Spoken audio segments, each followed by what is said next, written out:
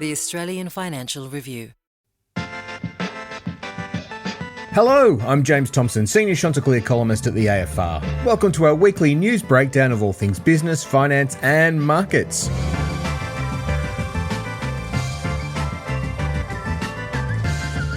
With me today, as always, he's tanked up on Singapore slings and ready to speak his truth.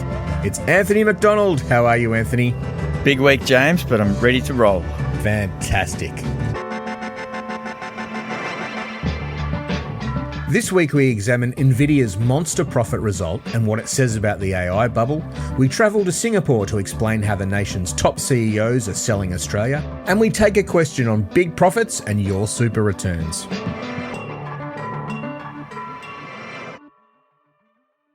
A new true crime podcast you need to hear to believe. I need police right now. I've just started broken into my house. 2 men dead at the hands of a teenager and almost every moment recorded. Please, don't move. Put the knife down. I was just trying to help her. What happened at Alba Beach was as horrific as it was baffling. There's so much contradiction. We should know more than we know. I'm Adam Hegarty. I'll take you inside one of the country's most confusing investigations in this exclusive 60 Minutes podcast. Ambulance, police, inquest, a domino effect of failures. It's killing us. I'm not a police officer anymore. I can speak more freely. Alba Beach, death at the door, wherever you get your podcasts. But first, Anthony, it's been a big week for a little ASX company called DroneShield, which burst to prominence this year for its technology, which helps armies and others repel drone attacks, which, among other things, has become a big feature of the war in Ukraine. It's been a magical year for this company as investors got more and more excited. It got admitted to the ASX 200 club, which is, sort of like the adults table of the local share market. And that helped DroneShield shares soar almost eightfold. But then at the start of November, things started going very pear-shaped. The company announced some big contract wins only to admit soon after it had already told the market about those contracts.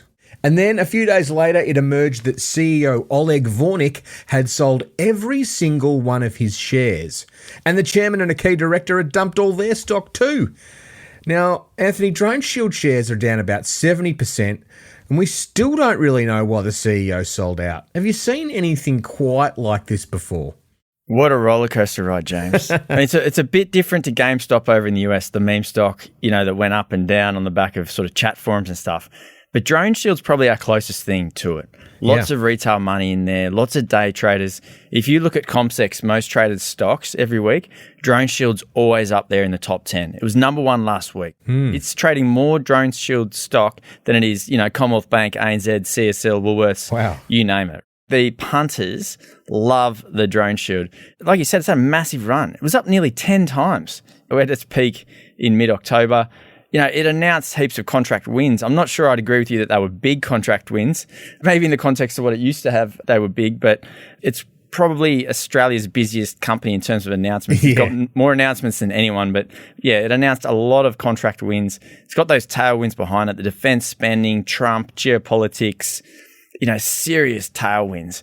And it said it had a $2.3 billion pipeline in August, like $2.3 billion worth of sales. It reckons that were coming up, which was more than double it had the year before. Yeah. So it was spiraling out of control. But James, what goes up must come down. Totally. And it's been an absolute shark fin of a performance, straight up and straight back down.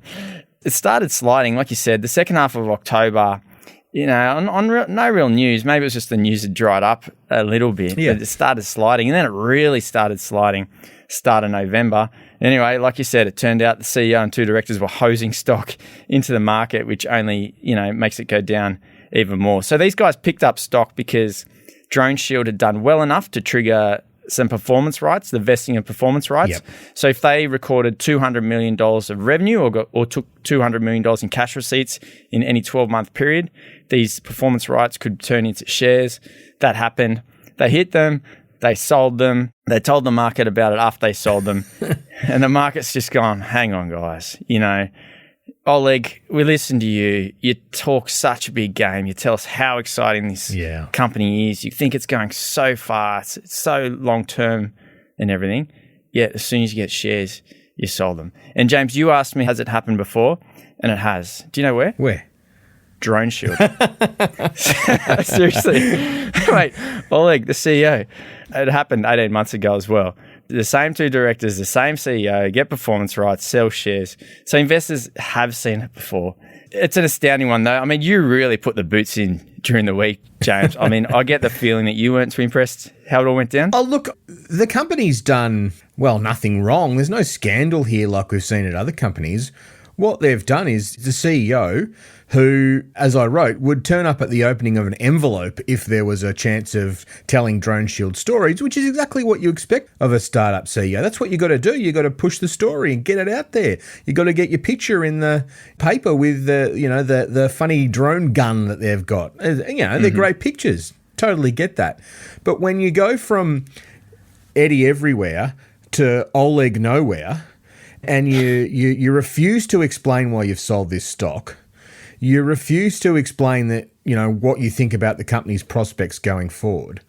You refuse to explain why not only the CEO, but the chairman and a key director have sold all of their shares. Now, selling a few shares to diversify your interests, that's totally fine with me. Some fund managers get pretty hypocritical about that. They love diversification, but they don't like anyone else to do it. So I've got no problems with a CEO selling some of their stake, but all of their stake? All of their stake? You owe the retail shareholders an explanation. This is a company that has largely been built, Anthony, on retail investors jumping into the story. Mums and dads, you owe the mums and dads an explanation, and we have heard nothing from Oleg so far. And I think that's a betrayal of these retail investors who've jumped on board. So time to talk up, I reckon, Oleg. Yeah, there was a call that was scheduled for Friday morning, James, through Bell Potter. It was going to be for their retail clients and institutional clients as well. Cancelled at late notice, no reason given. So just stuff like that, it just leaves such a bad taste in the mouth. From what I can gather, they're trying to regroup and trying to explain themselves. It's going to require a hell of an explanation, because now you've got to explain not only why you sold all the shares, but then why you didn't say anything about it for a week. They're in a hole and they're still digging for mine. Okay, James, from the micro to the macro, the Australian Prudential Regulation Authority, which supervises big banks and super funds, has just done a big stress test of the entire financial system. Perfect for a big bear like you. Did we pass? Actually, we did. I reckon this is good news, Anthony. Oh, good.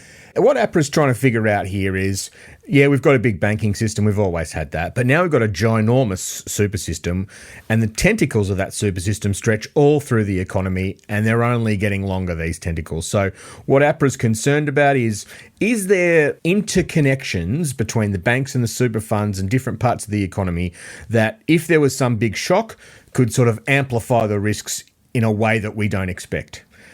But what they've actually found is that those interconnections are actually not a bad thing. Basically, you've got on one side of the economy the banks. Now, the banks are levered 20 times. And then on the other side, you've got the super funds who are not levered. And so basically those two halves balance each other out really nicely in a way that's very unique to Australia and that we should all be pretty thankful for. Now, APRA found some risks. Of course they would. They're the prudential regulator. They're paid to lie awake at night worrying about stuff. The most interesting risk that they've pointed out, Anthony, is housing. Mm-hmm. Obviously, we've seen interest rates come down and housing prices surge. Clearly, APRA is worried about what they're seeing there. They're seeing some very large loans written compared to people's incomes. They're seeing the banks sort of bend their own lending rules because it's so competitive, and they're seeing investors flood into the market at a rate of knots. This was a story out of the banking profit results season in the last couple of weeks. Investor loans are flying off the shelves. And so I think that there is a sense that APRA is looking at whether it needs to try and slow down some parts of the market. It can do things like put a limit on the amount that banks can lend to investors, or a limit on the size of loans relative to income. It has done that in the past. Could it do it again?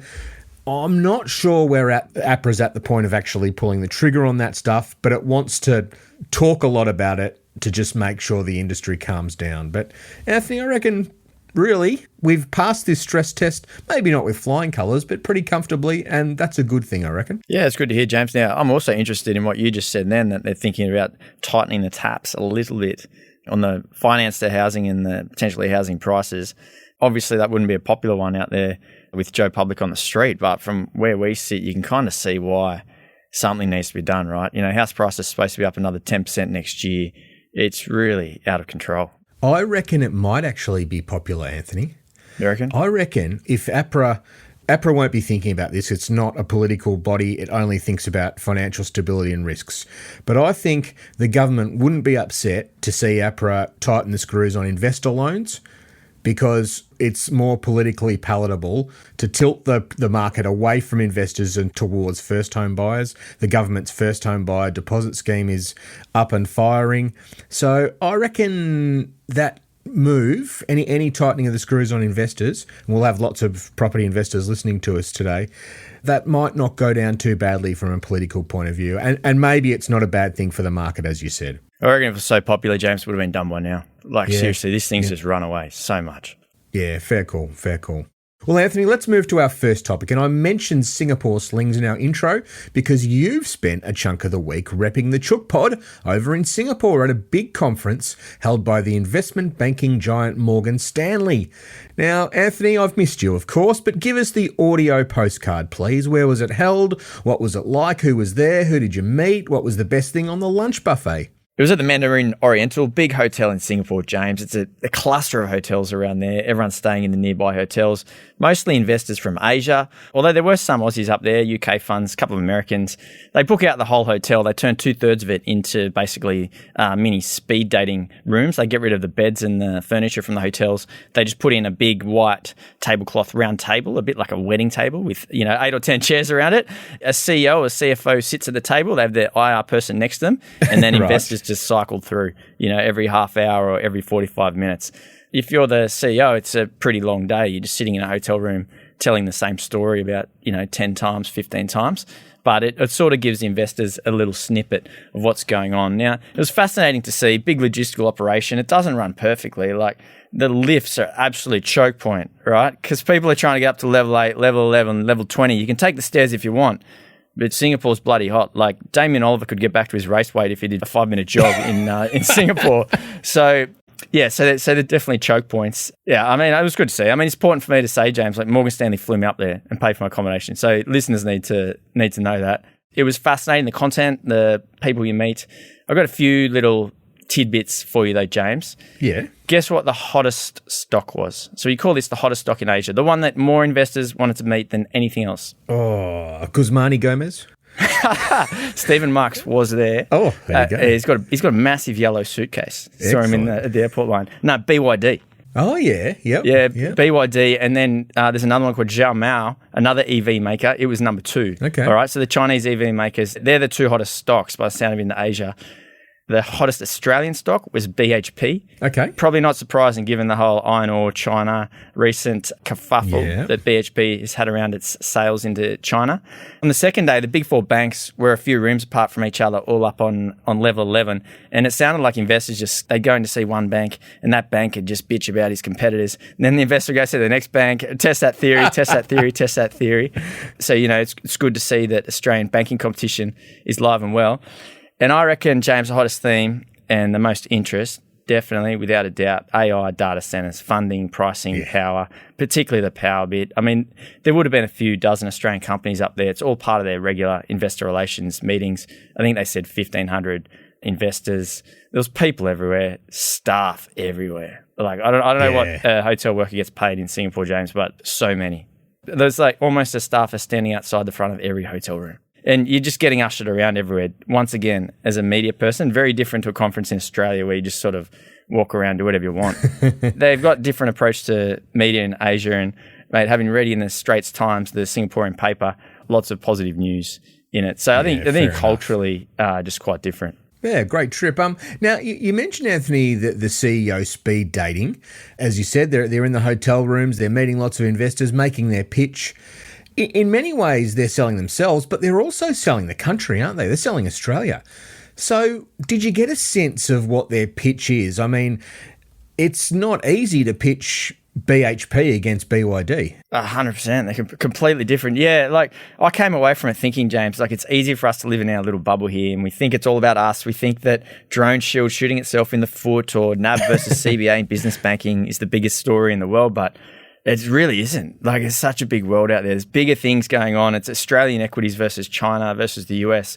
If you're a global investor, would you put money in an Australian bank or Qantas or BHP or whatever?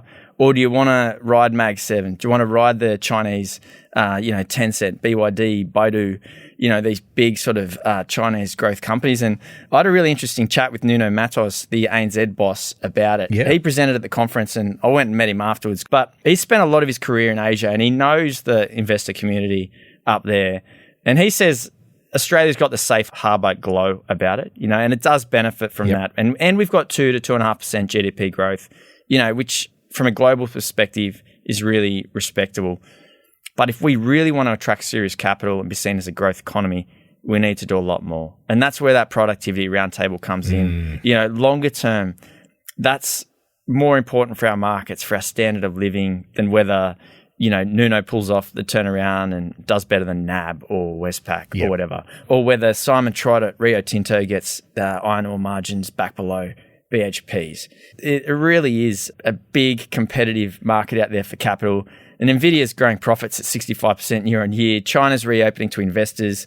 The S&P 500 is going up another 15% next year. If you listen to Morgan Stanley's Mike Wilson, who's their equity strategist, which I did for half an hour on Wednesday. But the data center capex cycle apparently is worth $4.5 trillion. Like there's a lot going on out there. And where are we? We're at the bottom of the world. So there is like a bit of a Team Australia pitch going on. So I must have spoken to 10 Australian companies about this exact topic, James. And they said, what else can we do? You got to keep turning up. You got to keep meeting the investors, tell a story, capitalize on this safe harbour status at the moment. Is it enough? But come on, let's all try and be a little bit better. Now, James, while I was up in Singapore, our big bank CEOs toddled up to Canberra for their annual check-in with our political class. You watched this. What did you learn about the economy and the banking system? These sessions are really weird. Yeah. Totally weird. The bank CEOs go up once a year now. They get sort of quizzed on everything from lending to fossil fuels to rural branch bank numbers to banking payments and surcharges to a lot of political point scoring. So basically, politicians from the different parties, they try and get a gotcha moment going. They try and trick the bank CEOs or nudge the bank CEOs into saying something bad about their opposite numbers. So, for example, you had the Liberals trying to get the bank CEOs to say, look, there's not enough productivity growth or government policies pushing up inflation or whatever it might be.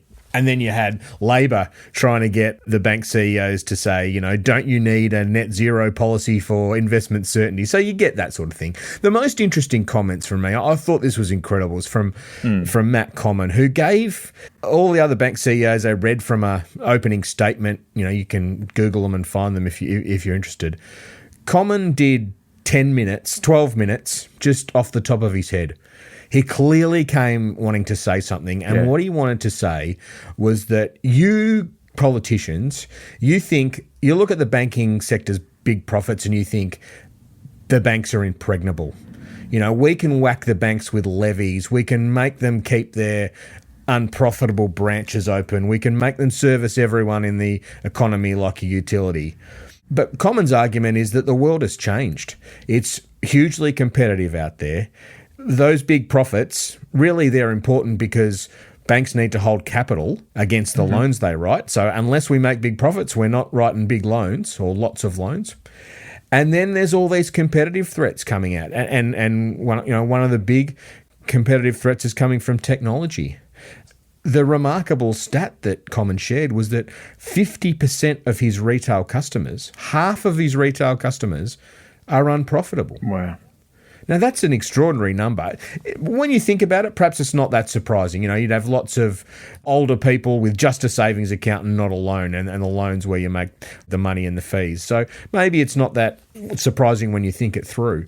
But Comyn's point is that this is why the banks are cutting costs. because the pie is not stretching as far as it once did. This is the pressure. If politicians sort of see the banks as a bottomless money pit, an impregnable bottomless money pit that can just be whacked and kicked around, there is a danger that they might not be the robust institutions that have always been. It's fascinating that a CEO would go to Canberra and say that. I thought it was a really big moment. In some ways, sort of the biggest warning about the health of the banking sector since the Royal Commission. How many questions, though, do you reckon that sparked from the politicians in the room? I think you set me up to say, I wish it was a lot, and it was disappointingly few. Yeah, zero. Really? Nobody asked him about any of it. Yeah, geez. Now, I've subsequently had a few bank analysts and say, oh, what a load of self-interested crap. Matt Common, CBA that produces a $10 billion profit, crying poor about the economic model that it's built its bank on. Please. And I think that's a totally legitimate criticism, and I don't think Common's really expecting the political class to do anything to help his economic model. But I would just say this. If Commonwealth Bank, the biggest, largest bank in the country, thinks that economics of banking are creaking, how do you reckon a small regional bank is finding things at the moment? Yeah, I hate to think. I think this sector is in a really interesting position, and it comes back to a bit of what you were just saying there. It's a low-growth economy, low productivity, not a whole lot of dynamism. We're sort of getting the banking sector that reflects that. All right, James. Now, the topic of house prices got a fair workout in APRA's stress test, like we just talked about, and in the banking CEO sessions. But I was pretty interested in a warning about our reliance on house prices from an expert in China called Michael Pettis. What did he tell you? Well, this did engage my inner bear, Anthony. Basically, this guy is an expert on China. He's lived there for 24 years, used to trade on Wall Street, now with the Carnegie Endowment. His view is that China's coming to a moment where it will need to rebalance its economy. At the moment, there's a lot of government money going into private investment, so infrastructure and big projects helping the manufacturing sector. That's good because it keeps GDP growth high. But there's no money, there's no activity going on from Chinese consumers. They're not spending, they're saving. And so the underlying economy is weak. His argument is that eventually China will have to do something about that. They'll have to try and get consumption going and stop leaning on investment to grow the economy. When they do that, guess what happens to iron ore prices? They go down. Mm-hmm. And that's no good for Australia, obviously, because we are still an economy quite reliant on mining exports. His other point, though, was that Australia's other problem is house prices have grown unsustainably. And it's given us, I guess, what he's saying is a false sense of security. We think we're rich, but there's sort of paper gains and there's no productivity that comes from house prices going up. The economy doesn't get stronger because of house prices going up. It probably gets weaker because high house prices act as a barrier for some businesses to increase their activity. It just costs more to invest. So I thought this was a really interesting warning of a double whammy. China could slow. China's debt is the second largest in the world behind Japan, but it's growing the fastest in the world. So their reckoning with debt is coming. Australia's managed to dodge it for a long time, and maybe we can muddle through again. But I just think sometimes people have come from outside the economy, like Michael Pettis, like Nuno Matos.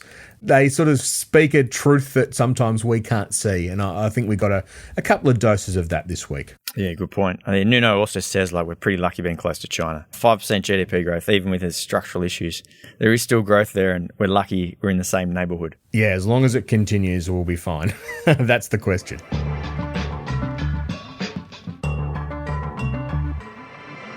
Okay, James. Now, one of the big talking points up in Singapore was, not surprisingly, the AI boom.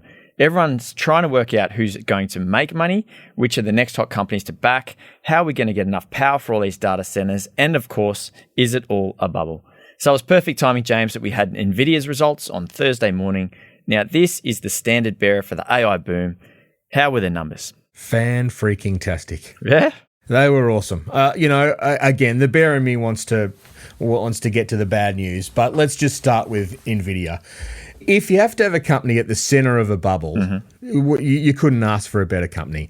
Like, this thing is just growing like a weed, and its growth has actually re-accelerated. It's been growing revenue at 55% in the second quarter. In the third quarter, that rose to 60%. In the final quarter of the year, it's expected to grow to 70%. Yeah. So this is already a company doing $55 billion US a quarter. These are big numbers, and it's still managing to rip these growth numbers out.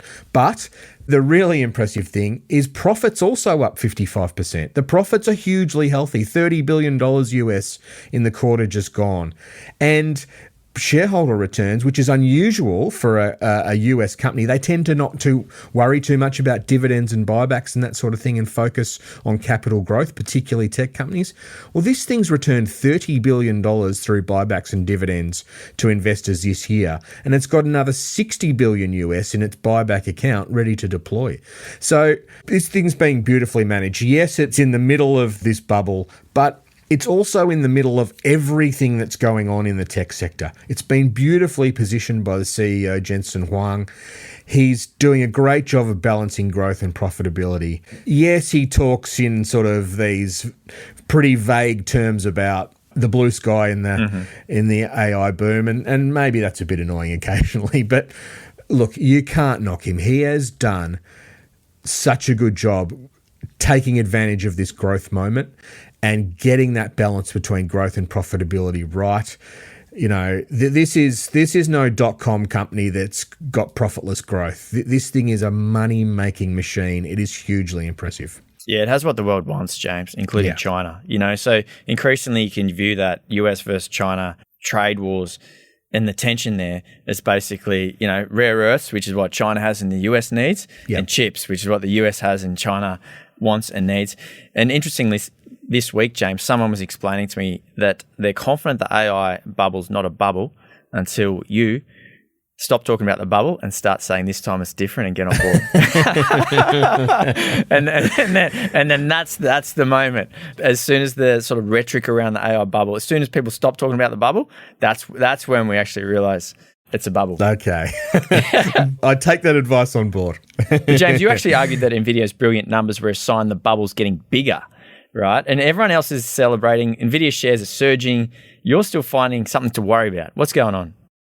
Well, look, the problem with Nvidia's great numbers is that if Nvidia is selling more and more chips, someone's buying them, right? Mm-hmm. And who's buying them? 4 big companies. They're unnamed in Nvidia's accounts. They account for 61% of sales, right?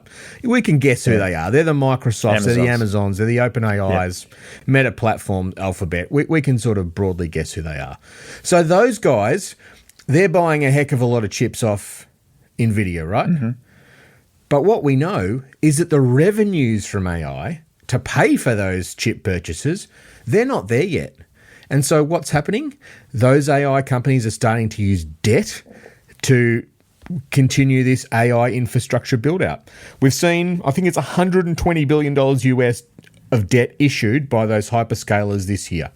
And a lot of it has come in the last, couple of months. So this has moved from a cash-fueled bubble to a debt-fueled bubble. And what NVIDIA's telling us with its predictions of even faster growing sales is we're going to need even more debt to keep this thing going. So what my concern is NVIDIA shares, as soon as the results come out, they pop 5%. And everyone goes, wow, how good's this? We're back, baby. And then what we've seen on Thursday night in trade on Wall Street, NVIDIA shares pop 5%. They ended up 3.3% down. There's a 7.5% swing on the day. Why? Because people are starting to go, hang on, there's not much revenue coming from AI. Can all of NVIDIA's customers actually afford to keep buying these chips at the rate they've been buying them? And I think, Anthony, that's the big question. We saw this amazing turnaround on Wall Street on Thursday night. The market was initially up 1.8%, and again, it fell from 3.3% from its intraday high to finish the day down about 1.5%. That's a remarkable turnaround. $3 trillion wiped off the value of the market. So I don't think NVIDIA's knockout result has put the doubts about the AI bubble to bed. But Anthony, I wanted to bring you back to something you just talked about before, and that's around the concerns about AI and power. Yep. Data centers need lots of power. We know that. And Morgan Stanley's done some really good work on whether we can actually power the AI boom. You got a chance to sit down with one of the authors of those reports. Is this still a big concern? Yeah, it's a huge concern, James. Now, what I learned is we're looking to the US on this. You know, it's the home of Trump, supposedly supportive energy policy. Our regulators are going over there to look what they're doing with energy and the data centers build and just to see what's going on. But it turns out they are running 100 miles an hour straight into a brick wall, you know, like we are here in Australia, although the problem's even bigger because the data center build out over there is even bigger. Right, there just isn't enough power for the data center boom. You know, the energy system isn't set up for these power-hungry, always-on AI factories and the cloud hosting data centers. You know, there's some pockets that the data center industry can go into to help sort of relieve some of the pressure. Some of the existing power users, like your Bitcoin miners, and we're seeing plenty of that can sort of help in the short term. But in the long term, it's huge energy requirement. Yeah. And so we're at the stage now where communities are even pushing back against data centers in some cases, fearing that they will drive up the power prices. So that's basically everyday people saying, whatever ChatGPT does for me, if it makes my holiday simpler to book or whatever, it's not worth the threat of higher power prices. Yeah. Right? So we're at this stage where it's like, it's almost like a existential question. Is this AI boom able to play out? Or are we going to kneecap it because of the lack of power? Do we want these things or not? This decision might be coming sooner than we think. You know, there will be a big data center here, a big one, you know, in Melbourne or Sydney, where the market operator will say you can't have the power. And there's just, where else are you going to get the power from, James? Like, you just can't whack up firm, reliable power overnight. It takes years and years and years. So that could happen. Then we're like, all right, well, do we want this industry or not? You know, are we going to play a part in it or not? So the problem is the energy transition is running behind. And one of my favourite stories of the past month from Ryan Kropp in Canberra, not one single large-scale renewables project hit financial close, which is the main thing you need when you're doing these projects, in the September quarter. So at a time when we're supposed to be building batteries to store the energy coming out of solar farms, building wind farms, right, nothing's getting signed off. Yeah. So I'd say power is the big choke point. I'm not as dark as you on the debt side of things, James, particularly when it comes to Microsoft, Amazon, Meta, etc. Like Microsoft's AAA rated. It's not used debt much before. AAA rated, that's stronger than US government. Like, it's got plenty of balance sheet capacity, heaps of free cash flow from its existing business that it can deploy into this spending. And then I think Meta and Amazon, I think they're in the AA range, right? So they're kind of similar. Around the edges, like outside of that sort of blue chip brigade, 100%. And there's some funny stuff going on with ratings agencies and debt structures and whatnot that just screams potential accident coming. But I think the big guys are going okay. Yeah, fair enough. So, Anthony, obviously we're all talking about AI bubbles down here. I get the sense it's a big topic on Wall Street. What was your sense of the level of concern in Asia? Well, being an investment conference, right, everyone's just looking for a way to make money. True. And so that means they're keen to deploy capital, and they're just trying to work out where the choke points are to deploy capital into, because apparently it's where these choke points are that you tend to make the most money. So right now, a perfect choke point is power. Another choke point could be labor, all right? The actual skills you need to build these things and the retraining of staff for as the AI sees some jobs laid off and other jobs spark up. Who's going to be in charge of that training? Who's going to be making money for that? So they're definitely keen to play a part in it, but probably not just, you know, running out and building data centers themselves. It's more, they're thinking more broadly about, okay, where are the choke points? Where are the super profits going to be? The investment banks themselves love the story, right? Because there's so much debt that needs to be raised. I think Morgan Stanley reckons there's going to be US $800 billion of private credit put into data centers in the next 3 years. Oof, $800 billion US. That's so much money, right? Yeah. So these big tech companies are really big in the equities world. People own their shares, but no one really owns the debt. So we're going to see a rebalancing of that, right? All of a sudden, credit investors are going to have the tech companies on their books as well. That's happening now. That's going to happen more in the near term, but there's just going to be more and more and more of it. Yeah, well, Anthony, it sounds like a fascinating trip. Great to be up there. But we have reached a choke point in this episode and we need to take a break. We'll come back after the break and look at some of the big economic data coming out next week. Back in a sec.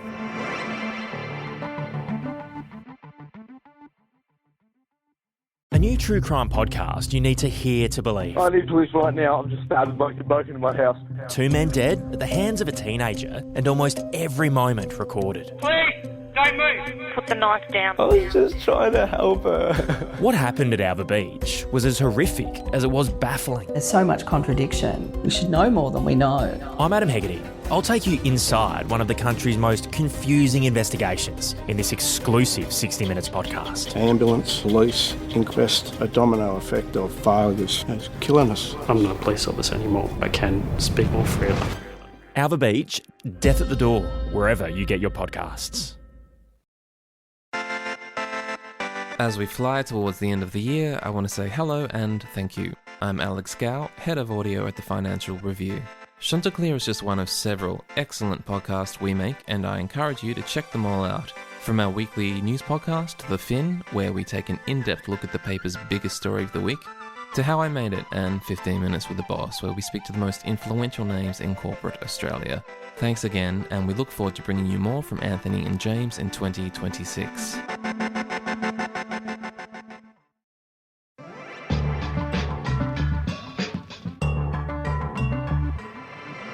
Welcome back. If you want to know more about what we're talking about today and a whole lot more, AFR subscribers can sign up to the Chanticleer newsletter at join.afr.com/Chanticleer.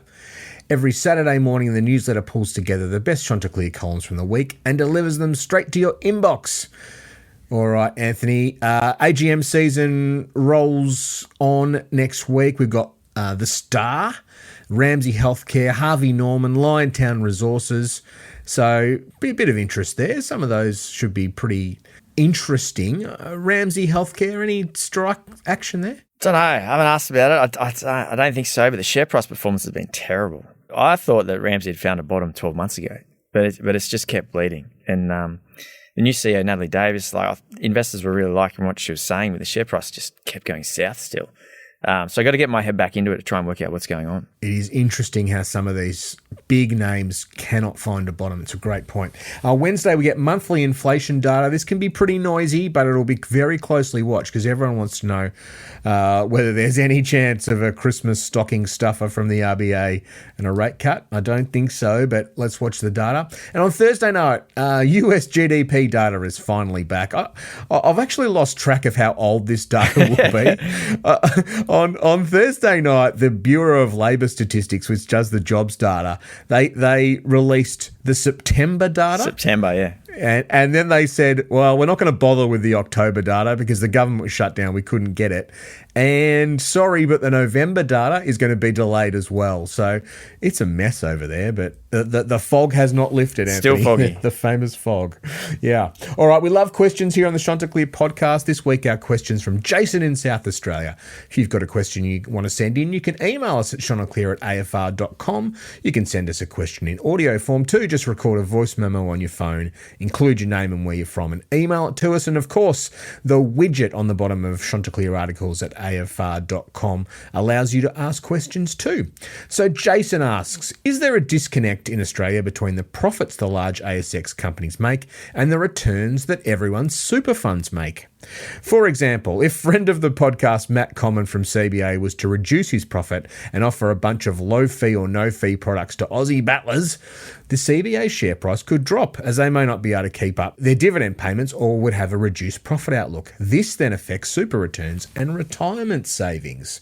While we all love to punch up and bash a high flyer or two, is this disconnect clouding everyday workers' mindset of the roles big companies in Australia play and how their profits are shared amongst all Australians, not just the elite few? Now, Anthony, I'm not sure whether Jason works for Commonwealth Bank or whether I can hear our old editor-in-chief Michael Stuxbury making the case for profits and prosperity there, but Jason's got a point, doesn't he? Thanks for the question, Matt. Jason.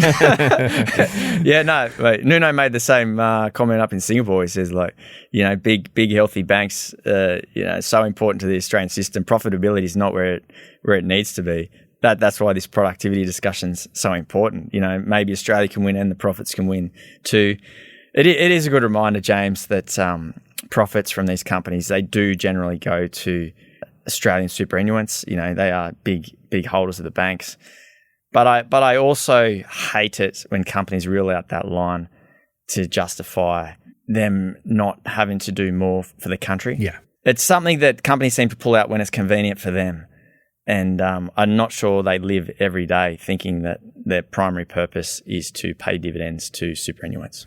Yeah. No, I think you made a good point, Jason, but Anthony's point is well made too. I think scrutiny of those profits is really important in a small and very concentrated market like Australia, where we have, a handful of very big banks, 2 big airlines, 2 of these, 2 of that. We've got to be careful to keep watching those profits and making sure markets are super competitive, because that will help super returns in the long term as well. All right, Anthony, you've had a very big week. The jet lag's going to kick in, so we need to let you go and get some shut-eye. But thanks for bringing us all the news from Singapore. Sounds like a great trip. Thanks, James, and well done covering the banks down in Canberra. It was a fantastic 2 days. And we look forward to speaking to you next week. We'll see you then.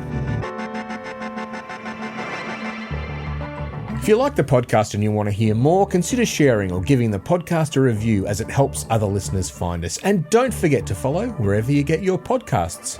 At The Financial Review, we investigate the big stories about markets, business and power. For more, go to afr.com and you can subscribe to The Financial Review, the daily habit of successful people, at afr.com/subscribe. Chanticleer was hosted by me, James Thomson and Anthony Macdonald, and it was produced by Mandy Coulin and Alex Gow. Our theme is by Alex Gow. Head of Premium Content is Fiona Buffini. Hello, it's Mandy here, one of the producers of the Chanticleer podcast. Thanks for listening all the way to the very end.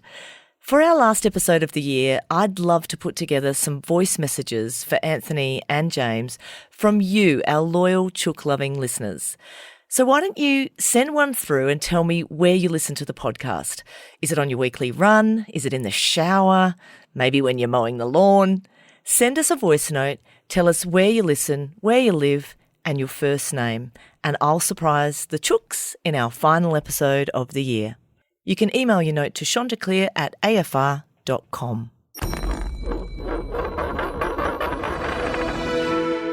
The Australian Financial Review. A new true crime podcast you need to hear to believe. I need police right now. I'm just started broken into my house. 2 men dead at the hands of a teenager, and almost every moment recorded. Please, don't move. Put the knife down. I was just trying to help her. What happened at Alba Beach was as horrific as it was baffling. There's so much contradiction. We should know more than we know. I'm Adam Hegarty. I'll take you inside one of the country's most confusing investigations in this exclusive 60 Minutes podcast. Ambulance, police, inquest, a domino effect of failures. It's killing us. I'm not a police officer anymore. I can speak more freely.